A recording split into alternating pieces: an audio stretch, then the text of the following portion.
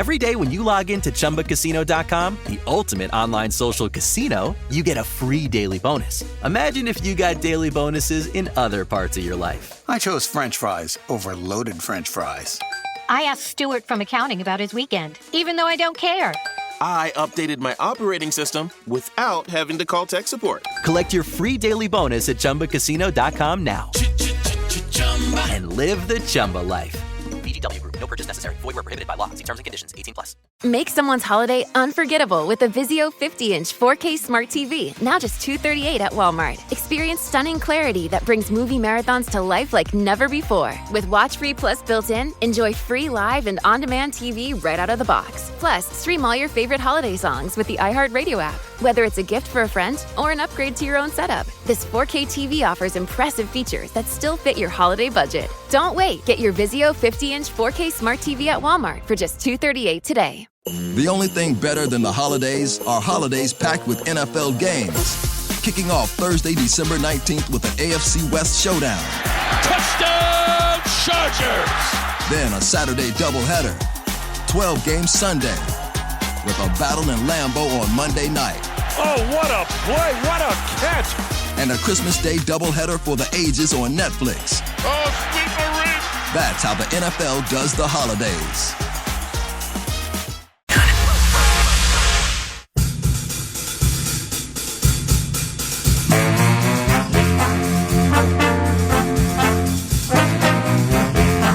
Shall we begin? Football Feast. Holy Toledo! Hashtag Faith Radio. Let's go. Let's go, everybody. Let's go. Good morning. PA and Charch. I'm a kid, so I call it KFAN.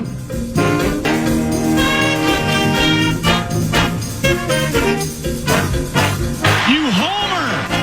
Come on! Oh, good. Ooh! Sacked! 9 to noon. You like that? The game is over.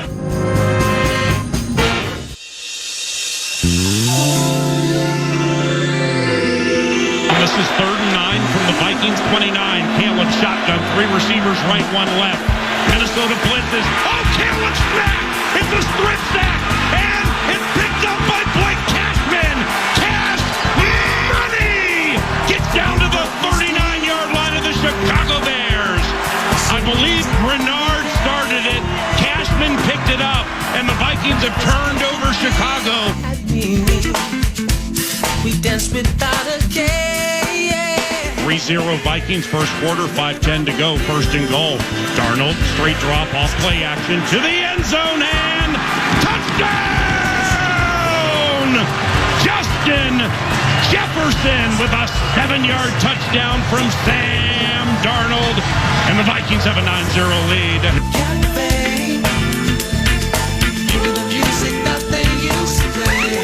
Johnny Munt in motion to the right. Handoff. Aaron Jones to the right side. Into the end zone. Touchdown! He's showtime! And he runs the Minnesota Vikings to a 19-3 lead. Second and goal from the 1. Offset eye right behind Darnold. Handoff Baker. Stretch out to the right. Encountered at the line of scrimmage. Grinds his way for a touchdown! Akers with his first rushing touchdown this year, and the Minnesota Vikings have a 26-6 lead. Bears 1 of 9 on 3rd down. This is 3rd and 3 from their own 37. Huge blitz. Oh, Caleb is smacked, and down goes Caleb Williams. Dallas Turner with his 2nd sack this season drives the Bears all the way back to the 27-yard line.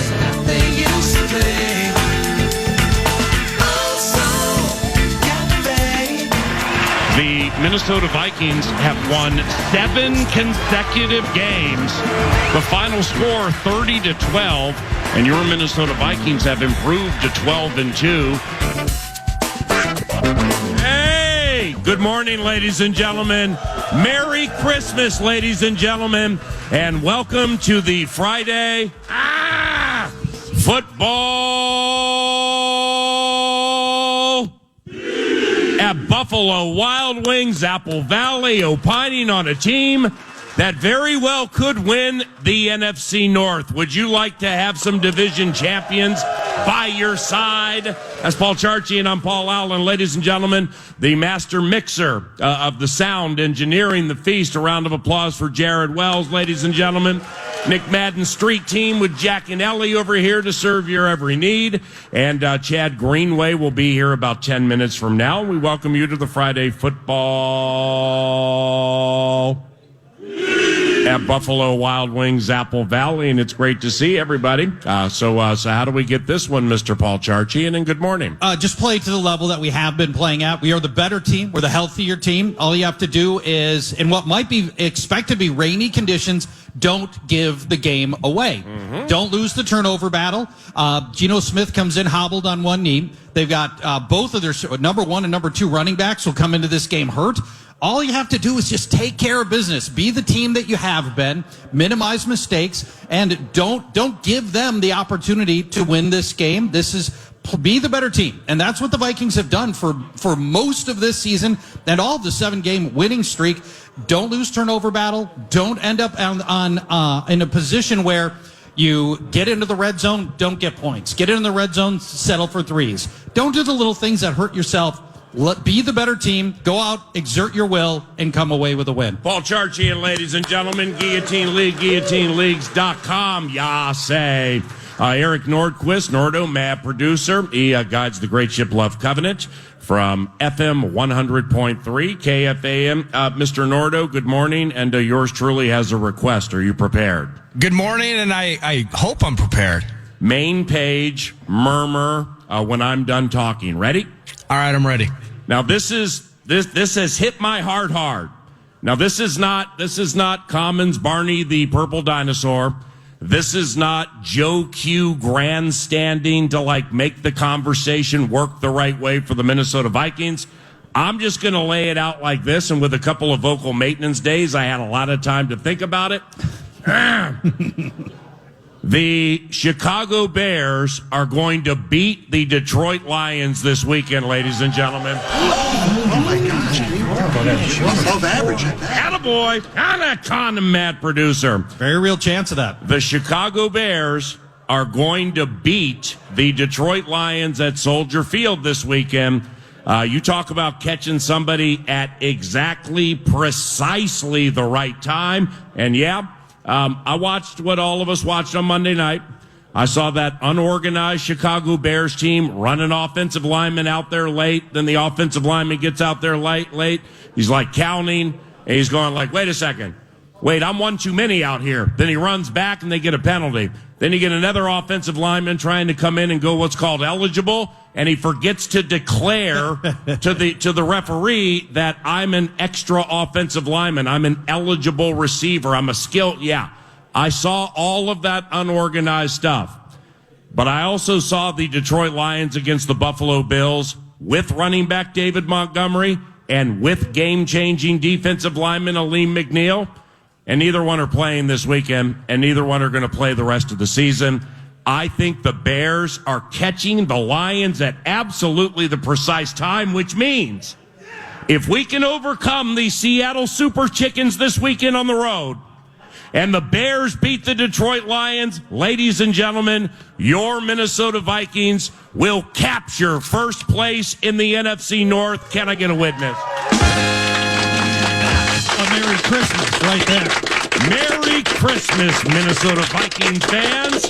What do you think of all that pomp and circumstance? And good morning. I think there's a very real chance it goes down that way. The Vikings should win their game, as I just discussed. And Lions have 16 members of their defense on IR. That is a battered unit that is ready to be scored upon. And if you're the Bears and you have an iota of professionalism, you go back to that Thanksgiving matchup just 3 weeks ago in which they should have beaten the Lions. They screwed it up at the end. They are going to be a motivated group to go show the Lions that they should have won that game, to come back, be professionals. And I think there's a good chance they take care of business here, Paul, and that would be fantastic. And that's your pathway to getting this Week 18 game, the Vikings-Lions, to have a whole lot more meaning when that game, if you've got a game in hand for that, Ooh, man, that would be fantastic. Yours truly can argue. The running back the Detroit Lions lost in David Montgomery is every bit as important to that kitty covenant as Aiden Hutchinson, the defensive lineman they lost in front of the Vikings game. Okay, I know. That may be sacrilege from the gridiron gospel. I understand. But Hutchinson went down. They beat the Vikings. They won $1 million in a row. Now Montgomery, with that thunder and lightning thing, you see the identity of the Detroit Lions is not its defense. The Detroit has good defensive players, most of whom are hurt. The identity of this team is the offense. And when you lose that Montgomery punch and you have to extend things for Jahmyr Gibbs and dust off something called Craig Reynolds, that will impact, in my estimation, Amon-Ra St. Brown and Sam Laporta, and that might be the last thing people want to hear with bad weather at Soldier Field. When you're trying to not get chopped in guillotine leagues and you've been counting on Jahmyr Gibbs and Jared Goff and Amon-Ra St. Brown and Sam Laporta all season, Jamison Williams by your side, what you going to do with this game this weekend? And now, if the Lions win or lose, do you think they're going to score any points? They're going to score points. I mean, this, David Montgomery's a loss, but they still have Jahmyr Gibbs. Better check that weather. And, well, weather may very well be a factor in this game. We'll see. Although I think the bad weather that we had yesterday and Wisconsin got later yesterday, I think that's going to move through. But nevertheless, it's the loss of Montgomery is real. It does upset the chemistry of what they do. Apple cart upset. They don't have somebody who can walk into the knuckles role that Montgomery had. Craig Reynolds isn't that guy, as you mentioned, but they've still got Amon-Ra St. Brown, and they've still got Jared Goff. They've got Jahmyr Gibbs. They've got Sam Laporta. Tim Patrick is surging right now. This is still a very good offense. They're going to score in the 20s, maybe more. Yeah. We need the Bears to hang a big number on the Lions. Put up some points, Caleb. Do it right now. Now, we don't root for the Bears often. We're all Bears fans for the next 3 days. And that's because the Philadelphia Eagles are not going to lose a game the rest of the year. They're not. They're going to beat Jaden, who has come back to the pack. Yep. They are going to beat Zim's defense, which has gotten better, and that team has gotten better. Unless Philly provides a Philly flop in the penultimate like it did last year against Arizona, Philly wins that game, and then they're going to beat the hapless Giants. So it's like we need three eyes. One on the Vikings and the Super Chickens, another on what has transpired with the Lions and the Bears, and then another on what's happening with the Philadelphia Eagles. It's nut-cutting time in the National Football Conference. Your team only has 2 losses. It's time to start thinking about division championships and 2 games at U.S. Bank Stadium. Can I get a witness for the postseason that is the Minnesota Vikings? That would be so nice, wouldn't it? Importantly, Paul, if I understand this correctly, if the Vikings win out and the Eagles win out, the Vikings get the number 1 seed. They get home field throughout. They will have the tiebreakers over the Eagles. Yeah. So just go win the rest of your games, Vikings. It's not easy. Yeah. All of these games are hard, the 3 that are left. And the Eagles are going to win all 3 of their games. They've got one of the easiest remaining schedules. Vikings have the hardest remaining schedule. Go do it anyway. And come into this playoff series battle-tested on what will then be 10 consecutive wins. Yeah, baby. Now we're talking a week 1 bye to get right after 3 tough games. Give it to me. And would that be fantastic? The home field throughout. That's when things start to crystallize for a possible Super Bowl run right there. Apple Valley, we are fired up for today's Friday football. On your home for Minnesota Vikings football, FM 100.3, KFAN. That's J-Dub. That's Nick Madden's Street Team with Jack and Ellie here to serve your every desire.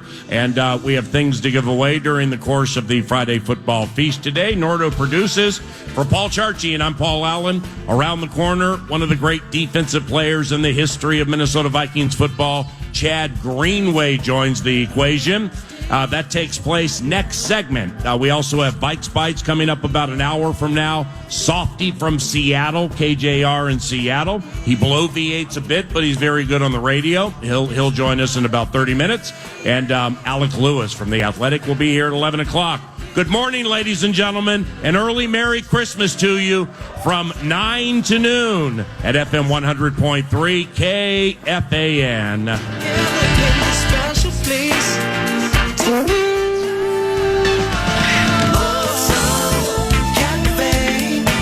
The only thing better than the holidays are holidays packed with NFL games. Kicking off Thursday, December 19th with an AFC West showdown. Touchdown, Chargers! Then a Saturday doubleheader. 12 games Sunday with a battle in Lambeau on Monday night. Oh, what a play! What a catch! And a Christmas Day doubleheader for the ages on Netflix. Oh, sweet Marie! That's how the NFL does the holidays. You're listening to The Fan.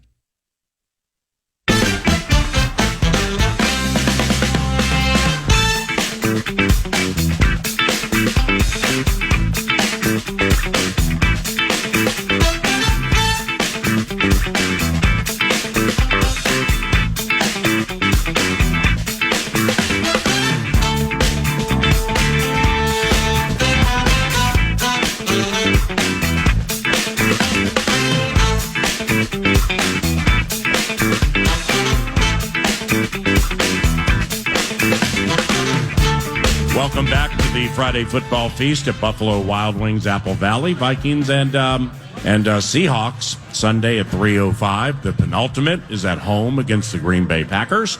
That's a week from Sunday. Buffalo Wild Wings Plymouth for that one, and then we close with the Motor City Kitties at Ford Field in a couple of weeks. And now, ladies and gentlemen, in the purple corner with a record of 1-4 against the Seattle Seahawks. Why? Why does he do this? Ladies and gentlemen, can I get a witness and a raucous round of applause for Chad Greenway?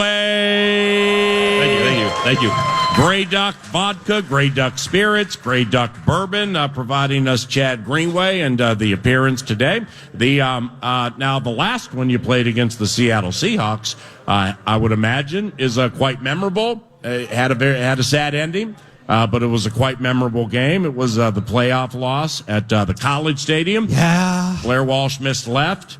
I thought when I first got to the locker room, I understood the consternation some of the players were having with Blair Walsh for missing the kick and not advancing to Arizona for round number 2.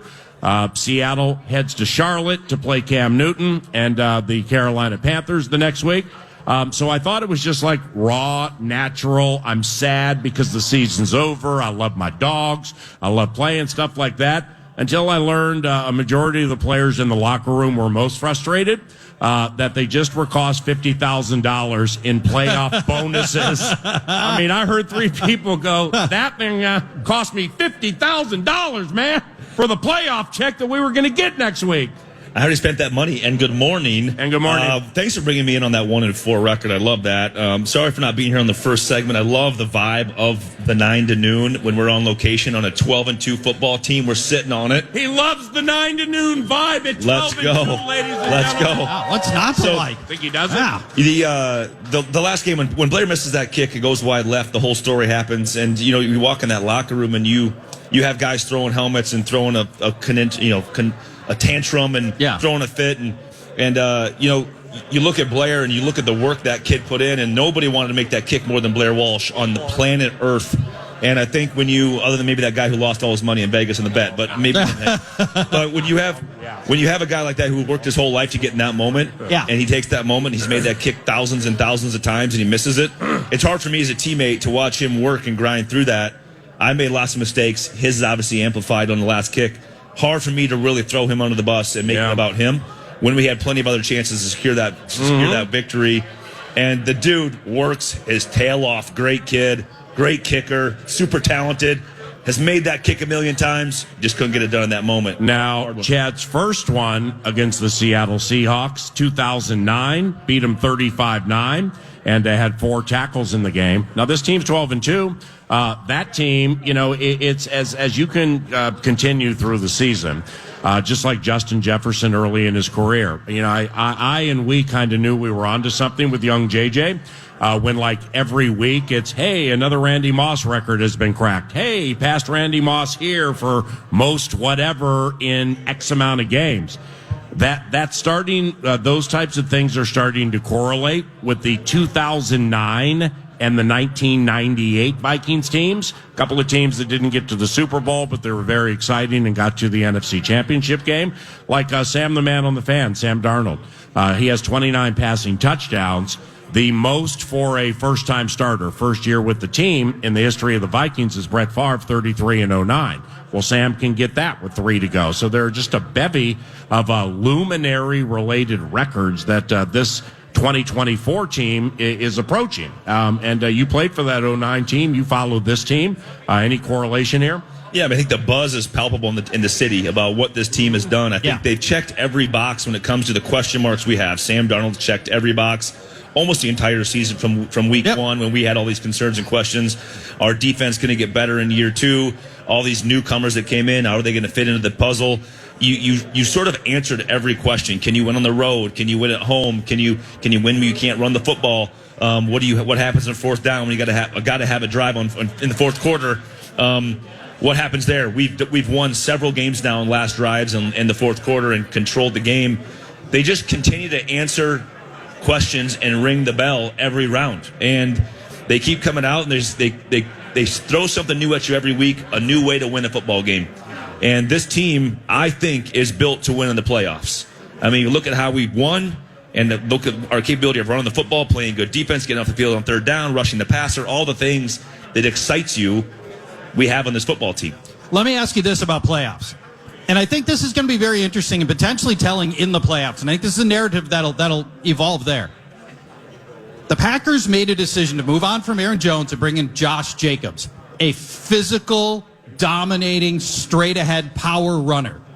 On a cold Lambeau surface, I think they want somebody like him, like Josh Jacobs. We're going to go to war with Aaron Jones. Now, if we're playing inside on our track, I like Aaron Jones, and I'll take my chances there. The Vikings have to go to a cold Lincoln Financial Stadium in Philadelphia, or, God forbid, if we have to travel to Green Bay. Now, let's hope that doesn't happen. In those scenarios, I kind of want my mutter. I want my straight-ahead power guy. And that might be an interesting dynamic that unfolds over the course of the playoffs. Yeah, I think it's a little overrated, to be honest. I do. I think when you get to that mode, what's harder than, when you're running straight downhill and you're running right at me, I know where you're going to go. I know where you're going to be. I'm going to get in your way and at least be a speed bump in the 4th quarter, even if you're not tired and I am. Yeah. But what's harder is putting your foot in the ground out in space when it's cold and the turf's not quite there and you have these cleats, and all of a sudden, if you were as fast as that running back, you would be the running back, but except you play linebacker instead, so you're slower and not quite as athletic, and all of a sudden Aaron Jones is in space and has a step on you and he's gone.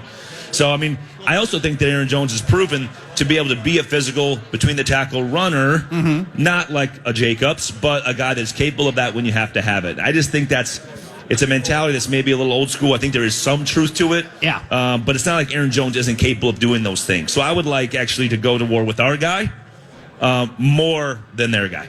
Our guy can catch. I hope they do a little of that as well, and that might be a difference. When you have to make a tackle on a 10-degree day, how much more does it hurt? It's different. It is, isn't it? I remember we talked about that Seattle game. I can remember the first play of that football game. I was sitting in the backside A gap. It wasn't really my play, but I was kind of the protector of that backside gap. And the running back, I forget his name, puts his foot in the ground, comes back downhill in that A gap, and catches me just right in the mouth. Ooh. And it was one of those situations where I didn't really expect it. I was kind of on my heels. And when it hit your helmet, when everything's so cold and everything's frozen, it's just like an explosion through your head. And not necessarily like a concussive explosion, more like that hurts so bad because it's so cold and everything's so brittle, and the helmet's cold and the ear pads are cold and the padding's cold. It felt different, and I'll never forget that feeling. And I like being retired. Yeah. Also, by the way, yeah, you don't have to do that anymore. Been there, done that. Yeah, exactly. So because I've heard that before about cold weather and hits and stuff like that. Is that just early, or is it the entire game? Do you get like all lathered? Eventually, you get lathered up and kind of numb to the whole situation, right? Not in that game. I bet. There's a level -10. There's a level of cold where you're like, we've all been out there, right, shoveling snow or being outside, we're ice fishing or whatever you got going on. Who was that running? There's a level of cold that just hits different, and that's the same thing on the football field. For example, we're playing outdoors at Huntington Bank against the Panthers. Cam Newton did not want to be there. Right. The field was perfectly sunny on one side, shaded on the other side. Yeah, that was great. The home side was shaded, which was so great. A great decision by our organization to put us on the sunny side, the away side. Right. It was like a 25-degree day, but it was windy in the shade. It was one of those levels of cold that just hit a little different. Sun wasn't out. There's levels of cold where it impacts you different when you're playing. You don't get a lather in certain situations. You just got to go play through it. Yeah. That running back, Marshawn Lynch was gone by then. Was it Christine Michael? No. Yeah, that might have been. Might have been? Yeah, that might be it. Might have been. This is a Scott Fish kind of question. I'm surprised you have not jumped to the rescue on this. C.J. Spiller. Yeah, maybe it was a C.J. Spiller game. Yeah, that's possible. Maybe that was it. You talking about the playoff game? Yeah, the playoff game. We're talking about that super chicken who hit you early in the I think it was Christine Michael. Now, Chad, I'm not a player. I'm just a fan. It still haunts me because I think if you'd have gotten by Seattle, the pathway was there to go to the Super Bowl with that team. And if I periodically am like, oh, what could have been? Doesn't this haunt you just a little bit? It haunts you because you knew how we were playing, how well Teddy was playing. Yes. We also knew that we were getting a really, really good Seattle team at home. They were playing really good football, and we had them beat on the ropes. The gotta-have-it drive. Kyle makes that huge play on our sideline. You go and you get yourself in the perfect spot to go win this football game. And the reality is you don't win it. And it's just what would have been. I think we were going to go to Arizona. Yeah. I feel like we're going to Arizona, which was a very winnable game for us. Yeah. Yep. And then who knows what's going to happen, probably Carolina after that. But when you look at that's why it's so important just to get in the tournament, get in the dance, get in the playoffs, because then every game lives on its own. And matchups are most important in the playoffs, and how do you match up? And that's why I say I feel like the reason I like this team is because they've answered so many questions that I have about can you win big games on the road in big spots? What are you going to do when you're down in the fourth quarter? What are you going to do when you have to have a drive? How's Sam going to react?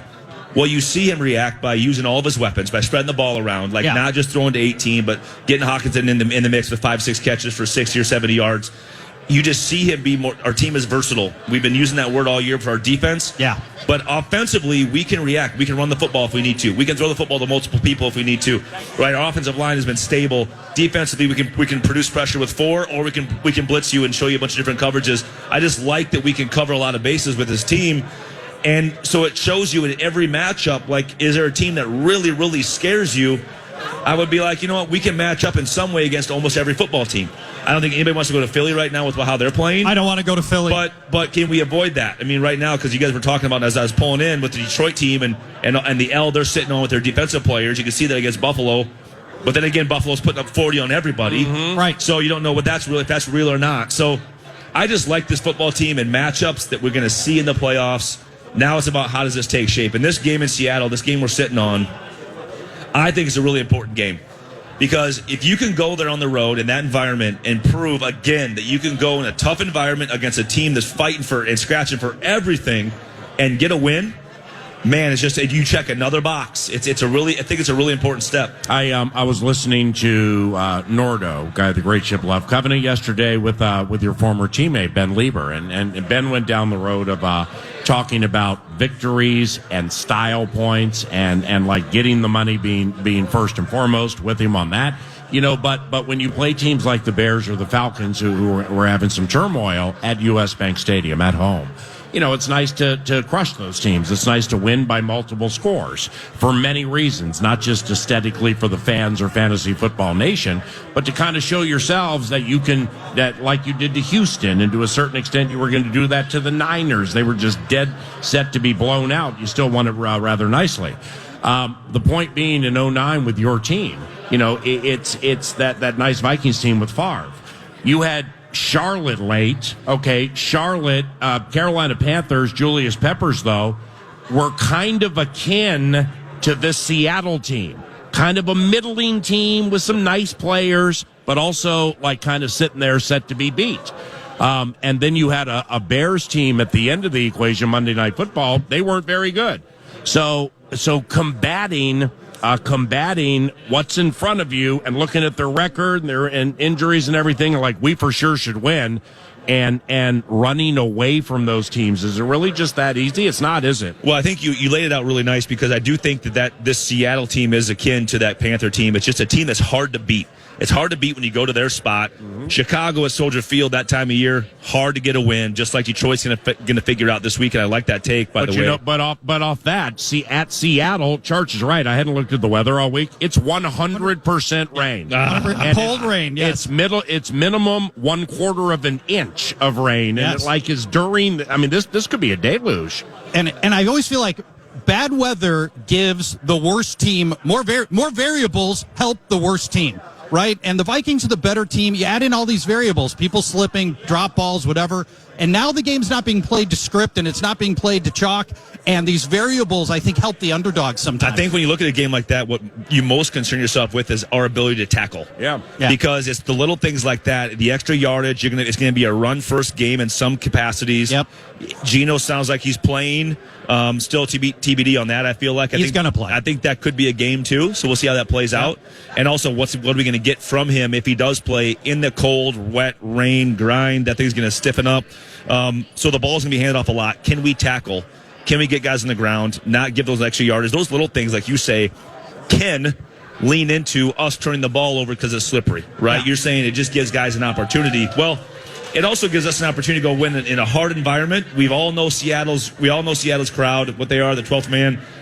Can we go out there and prove ourselves again to finally start getting some well-deserved attention in this NFC by going on the road and getting a win against a team that's in the hunt? This team, they have to win this football game. Yeah. All right, so we're talking about rainy conditions, 100% chance of rain, as Paul said, and maybe a lot of rain, cold. Geno Smith is not Lamar Jackson, but he has some mobility to him. Oh, yeah. But he's got the bulky knee. You've got a slick field. When you feel like you know where that quarterback is going to be, how much of an advantage is that for a defense? And do you scheme for that when you're playing an immobile quarterback or a quarterback that's hobbled and you feel like you're not going to have the same level of mobility? How does that change how you scheme? Do you spy less? Do you blitz differently? How does that change things? Yeah, Geno's probably not a spy guy unless it's a third and certain situation, certain down and distance. You want to make him throw from a well. You want to be able to surround him, not give him that open throwing lane, and make him throw over the top of four bodies or that fifth rusher coming in, and because that's not what he does well. Right. And when he can get a little rollout, get some space, see what he's got, deliver two options to him rather than four. Yeah. Now all of a sudden you shrink the field, you make his decision-making process a lot simpler from their standpoint. From our standpoint, you want to get four bodies around him, make him throw from that spot where every throw, right? You have to now go through four reads. You have to make that throw from a well to the outside. It's a lot harder for him. Now, he is a good quarterback. He's definitely had a resurgence in his career. You love seeing guys like that go through it and kind of find a home. Yeah. Wow. But he still is the guy that he was before if you make him throw from the well consistently. Keep him in the pocket, make him throw over the top of our 40 linemen. We're going to have success. And for Geno, props to Geno Smith, too, by the way. Second-round pick from West Virginia, way overdrafted, absolute, unqualified disaster early in his career. Kind of like Minnesota Vikings quarterback Sam Darnold. Right. Now, Sam wasn't a complete disaster consistently with the Jets or Carolina, but it wasn't close to what it is here. But for Sam, he's 26, 27 years of age. For Geno, it took longer. It did. Like he was like 30 when all of a sudden, hey, this works. And I think I belong. Was Geno with the Jets too? Who drafted him? It was. Yeah, he was drafted by the Jets. So another a team that just ruins quarterbacks. Yeah. Look at Zach Wilson. I think that game. Ooh, man, the one at Huntington Bank Stadium where to Teddy beat the Jets. Oh yeah, Jarius screen right. There he goes. Everybody runs to the end of TCF Bank Stadium to mug Jarius. And then if you look at the all-22, the ant marching to the locker room was wide receiver Greg Jennings. He got out there quickly. Yep. I think Geno Smith was the quarterback for the Jets that game. Didn't you? You were in the game, man. Yeah. Was it Geno Smith? Yes. And it's interesting when I saw Leonard Williams have a defensive touchdown earlier this year on that play with Jarius Wright. Well, there's a young Leonard Williams who was the bomb, and Sheldon Richardson trying to run down Jarius. Young studs. And then Sheldon ended up on the team. Leonard Williams has like 7 sacks at this stage of his career and a touchdown. Still going strongly. The one thing I wanted to bring up, there's a point I wanted to make earlier about talking about 09 and the correlation of this team. Yeah. Mm-hmm. The one big factor of difference is who's running the show. KOC and his ability to manage these guys and these players this time of year seems like he has a thumb on the pulse of this football team and what makes him tick. Great point. And I think when you look back, I'm sorry to clump, but take it a step farther because Favre kind of ran the team too offensively. Now you have HOF personality and equity.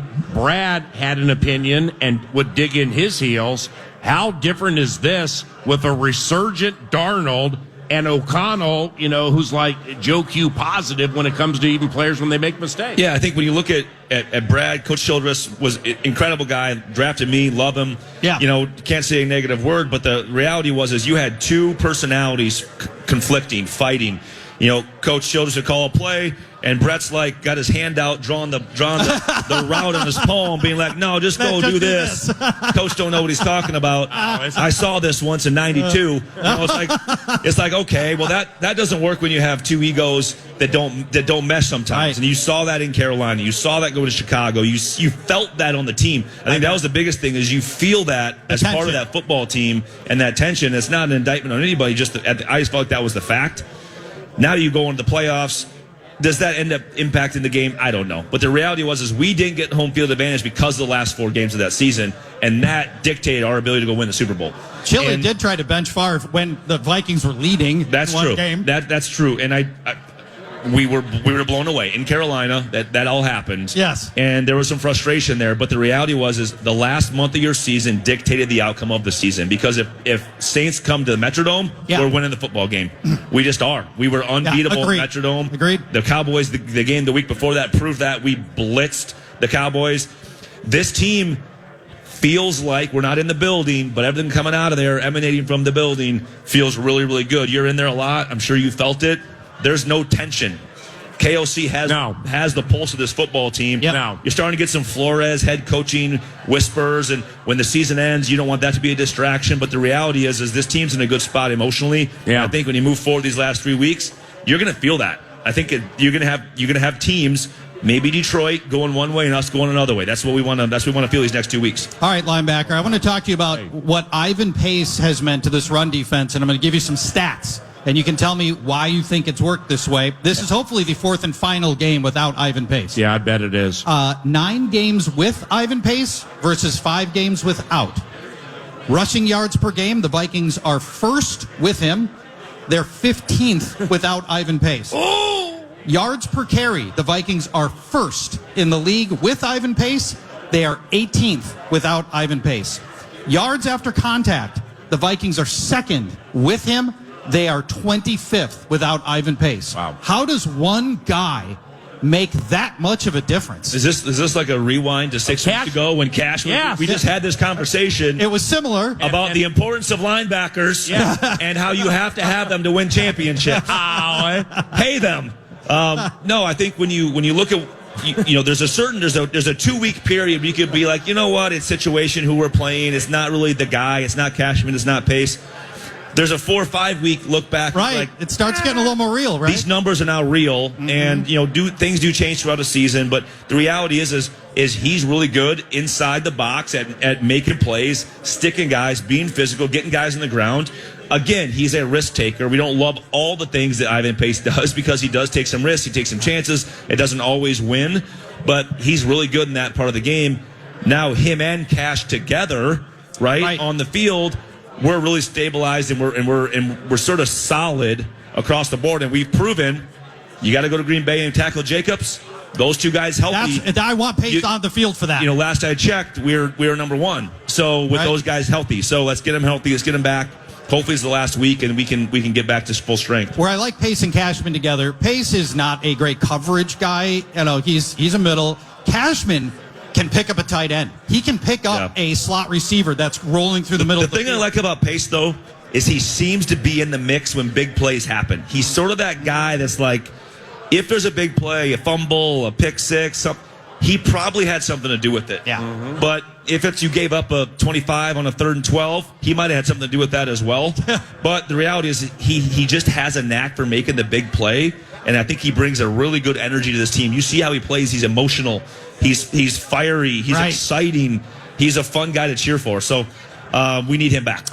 Merry Christmas to you and your family and your covenant. Anything with Grey Duck this weekend, or with the Vikings coming back home a week from Sunday to play Green Bay? What's going on with that? Merry Christmas. Happy holidays. Great to be here. Great to be a part of this again for another awesome season. Appreciate you having me. Love you, bud. 300 level at US Bank Stadium. Go get your Bamba juice. Get a cocktail for the game.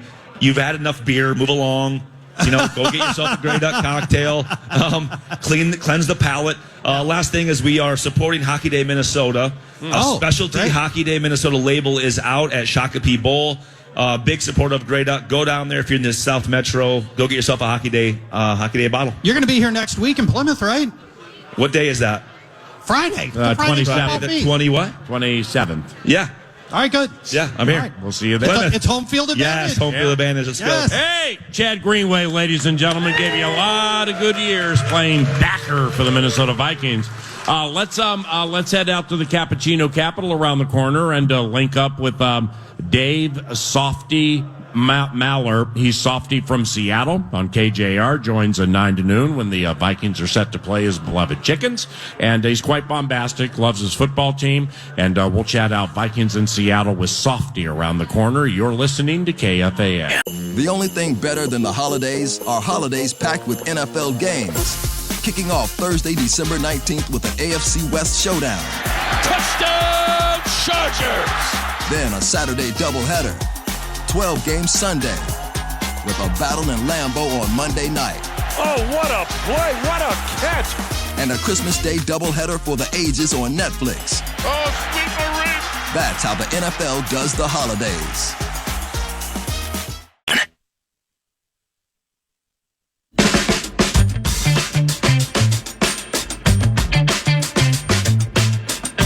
Ladies and gentlemen, from the fighting city of Seattle, Washington, we welcome in one of the great drive time radio personalities, not only in the vast and ever-expanding iHeartRadio family, representing KJR, but also the country.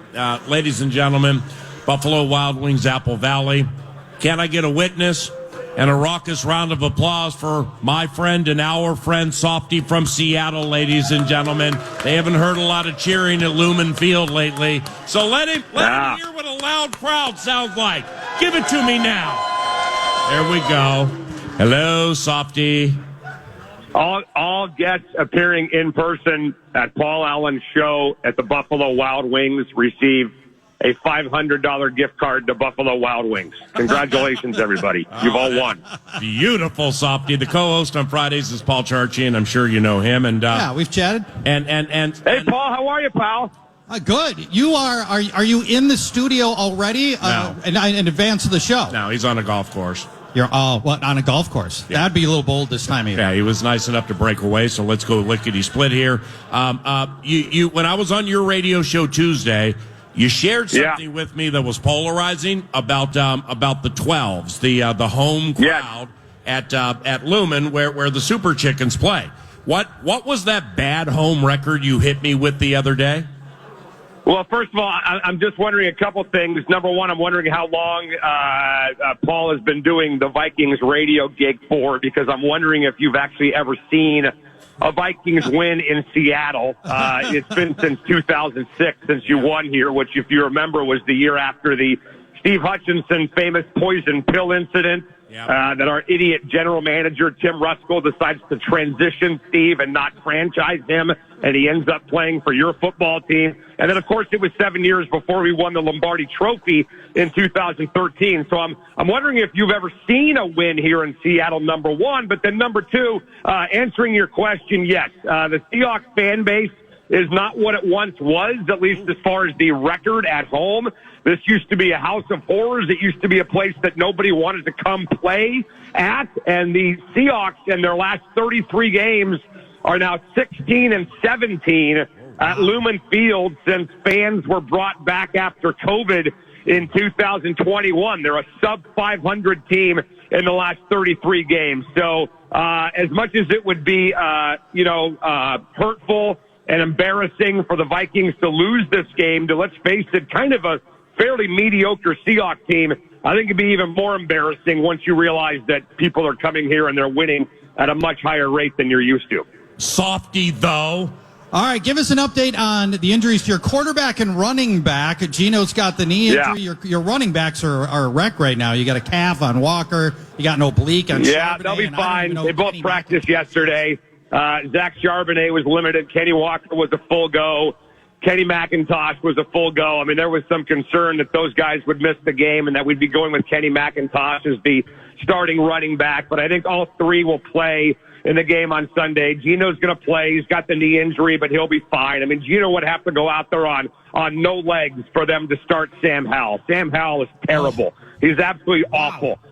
He's regressed, I think, since he showed up here in Seattle. The minute he came here, he actually was competing with P.J. Walker for a roster spot and not with Geno Smith for the starting quarterback spot. So this is Gino's gig, and he's going to have to be practically dead to not play in this game on Sunday. So all those guys are a full go. But you know what, guys? It may not matter because for some reason the Seahawks don't want to run the football. Even with Sam Howell in the game last week, they ran like 20 plays with Sam Howell at quarterback, and only 2 or 3 of them were runs. Ryan Grubb, for whatever reason, the former Washington offensive coordinator, who I love and I will always have a lot of appreciation for what he did for my Huskies last year, getting to the national championship game, he has just not been able to embrace the run at this level for whatever reason. Part of it is the offensive line. The offensive line is not good. Again, that's becoming just a familiar theme up here in Seattle. But I'm not sure how concerned I'd be about the running game for the Seahawks if I were the Vikings, because the Seahawks just don't want to run the ball. And Kenneth Walker's good. I mean, that's the thing is, you see him and he makes some plays that only a handful of running backs can make. But, he'd been laboring under injury and just hadn't looked like himself for a while. Maybe now if he's closer to 100%, they're going to deploy him a little more, maybe. Well, he's been banged up, as you said, Paul. He's been really dinged up in his short career so far in Seattle. But listen, I mean, part of this, and I don't want to just gloss over it because it's a major problem. The offensive line absolutely stinks in Seattle. I mean, John Schneider overall has been a very, very good general manager. The Hawks have been consistently challenging for playoff spots ever since he showed up here 15 years ago.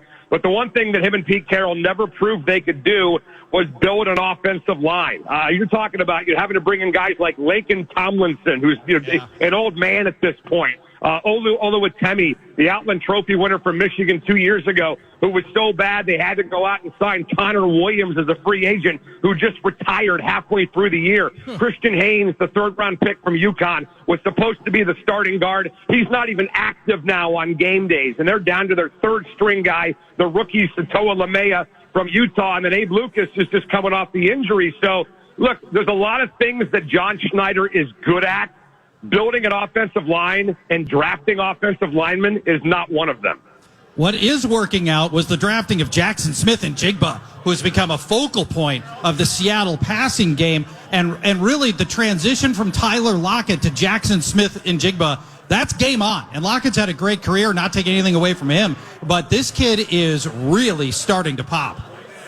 Yeah, he's been wide receiver number one for these guys for the last month and a half or so. And look, I mean, there's going to be an issue with DK Metcalf because his contract is up after next year. And they're going to want to go into this offseason and figure out, do they want to pay DK Metcalf the big money, or do they want to risk it and go into his final year without a deal for 2026? So the way things are going now, I would not feel comfortable committing big money to DK Metcalf. I'd like to have him back for what he does as a decoy for guys like Jackson Smith and Jigba. But let's face it, if you're going to sign DK Metcalf to a $30 million a year deal, you need Justin Jefferson, right? You need Jamar Chase.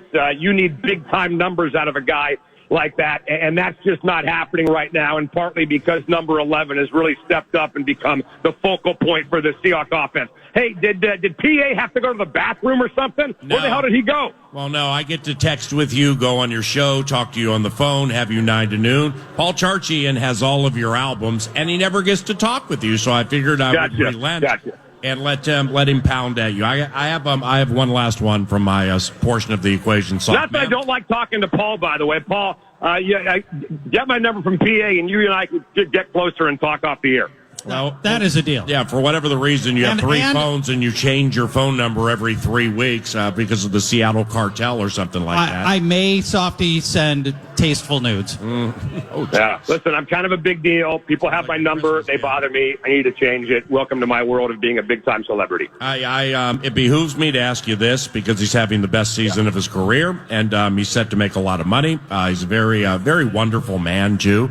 Getting to know him this year, Byron Murphy Jr., and I know he played for your beloved Huskies, your beloved UW. Yep. What do you remember from Byron Murphy Jr. there? He has 6 interceptions, Softy. That's the most for a Vikings cornerback since Jimmy Hitchcock in 1998. Byron Murphy Jr., your thoughts?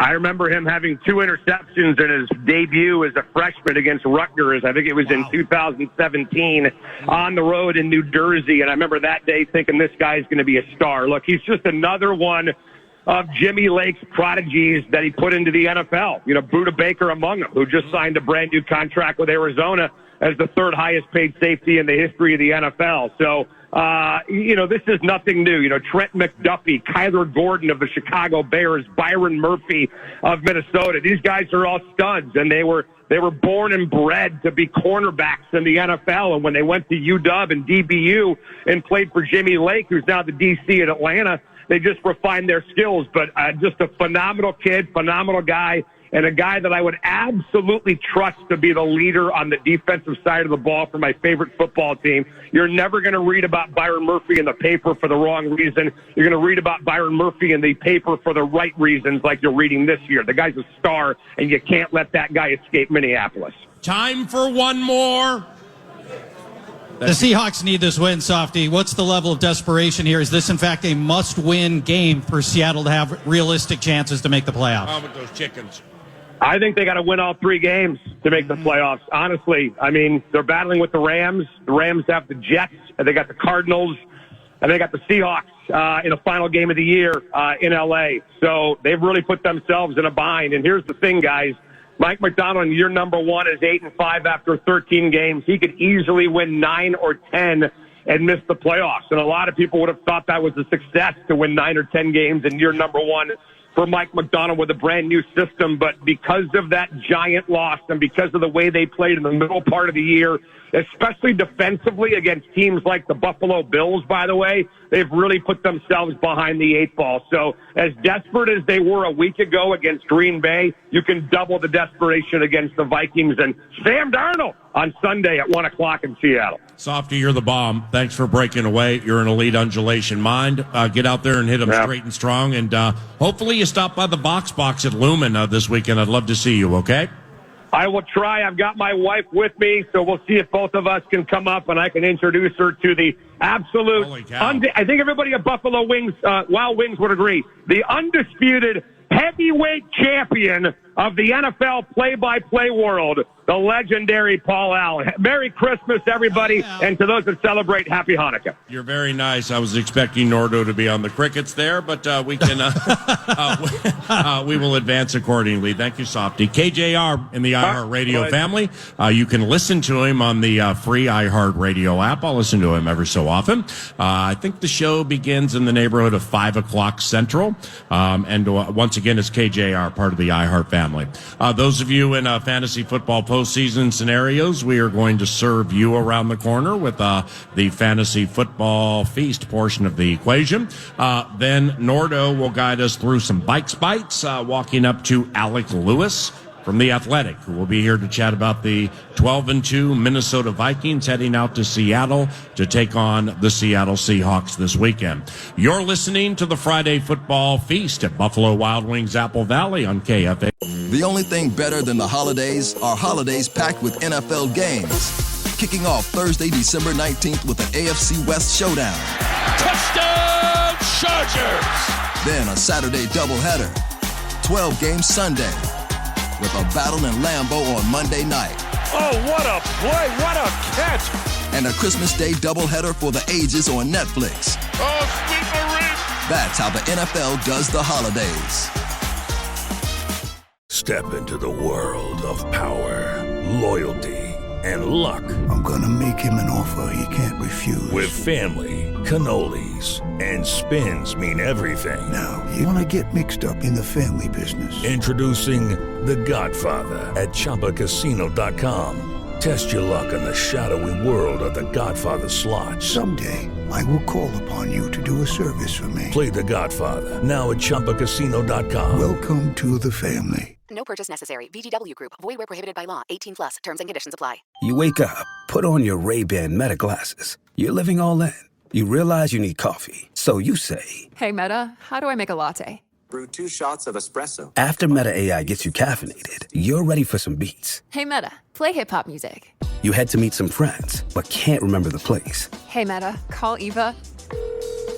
Ray-Ban Meta glasses, the next generation of AI glasses. Just say, "Hey, Meta," to harness the power of Meta AI. Shop now at meta.com/smartglasses.